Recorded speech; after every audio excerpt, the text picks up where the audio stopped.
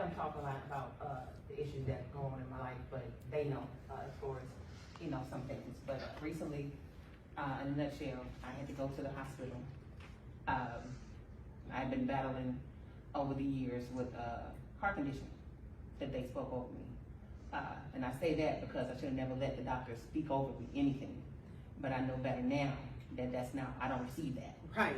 But when I went, they were doing all kinds of tests and everything, and they kept telling me bad news, just everything's bad, but it wasn't lining up, in my spirit. Like I keep saying this, but I just don't feel that. I know God got me covered, but and the medication they were giving me was causing like my liver to shut down, kidneys, and all this other stuff. And when I talked to prophetess, one night it got overwhelmed, and my body started doing some things, and it was just unreal. And everybody was ignoring me in the hospital. And all I could think about was call your mother, call your spiritual parents. And I was like, well, I don't want to bother them. It's late. It's real late. And I text just to see if she was up, because I know sometimes she's up. And she immediately called me back. And she FaceTimed me on Facebook. And when she looked at me, she could tell. I didn't have to say anything, but she could tell that something was wrong. Mm-hmm. But anyway, when she prayed, that spirit lifted off of me. Jesus. I was facing death. I'm just gonna be honest with you. I went in the hospital. I let them do things that I knew in my spirit, that it should not happen. I allowed myself to have a weak moment, knowing that God is my healer, knowing that God is my, my all. But in that moment, thank God I have prophets that can see these things and can call them out, have the power to cast out death. When she prayed for me, and my face was kind of crooked to the side, that's one of my testimonies. And she said, Dave, you need to get out of here right now. People are trying to kill you. The stuff that's going on in there is trying to kill you.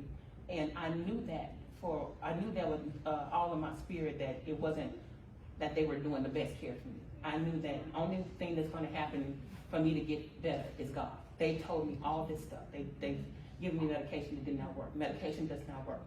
God is my healer.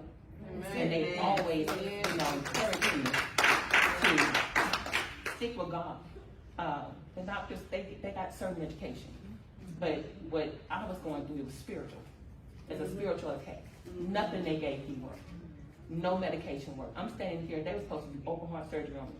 They were supposed to do a whole bunch of other stuff. Jesus. When I tell you I have true prophets in my life, they prayed over me.